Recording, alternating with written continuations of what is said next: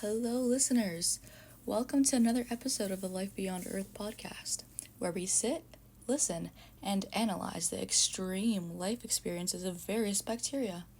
I'm your host, Mackenzie, and in today's podcast, we have a very special and iconic guest whose discovery was nothing short of a pivotal moment in the scientific realm. Thanks for joining us here today, Thermus Aquaticus. Thank you so much for having me today. And please, call me Aquaticus. Now, I'm sure you have many questions about my living conditions, so ask away. Oh, it's my pleasure. You've been a highly requested guest for our show. Now, tell us a little bit about yourself. Where are you from? Well, I was first discovered in Yellowstone National Park in the 1960s, and I'm mostly found in extremely hot environments.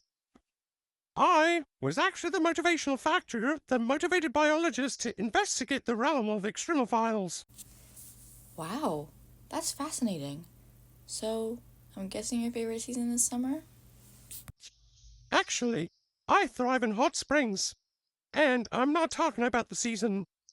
I'm capable of surviving in extreme hot temperatures up to 70 degrees and over. Many biologists doubted this possibility of any life living under these conditions, but I proved them wrong. You can also find me in hot water systems, whether that is hot boiling water or steamy sulky environments. I have even been seen outside in the hottest tap water all the way out in Indiana. Wow, 70 degrees? That is definitely what you'd call extreme. So, how exactly do you manage to thrive in those conditions?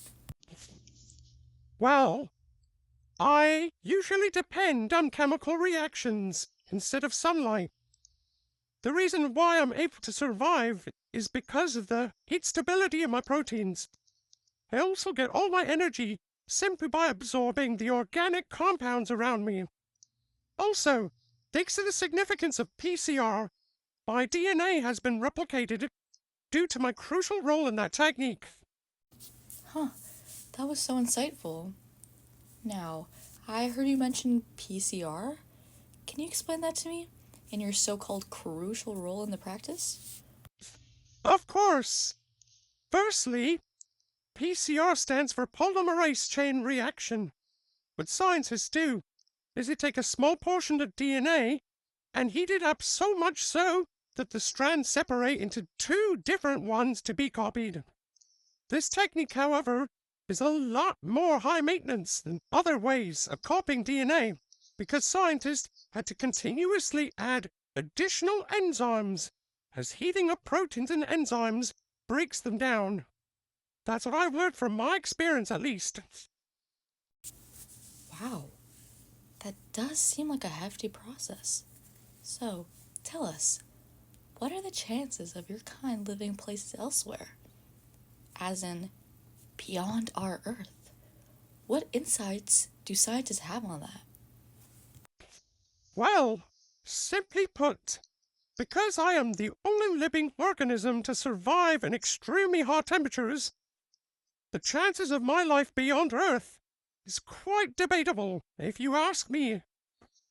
My existence alone leaves scientists questioning the limits of life. Who knows? Maybe I do thrive somewhere beyond our planet. But probably more earthlier of an environment than cosmic, due to my biology, as my limit is supposedly 80 degrees. Interesting. That's definitely a lot to think about.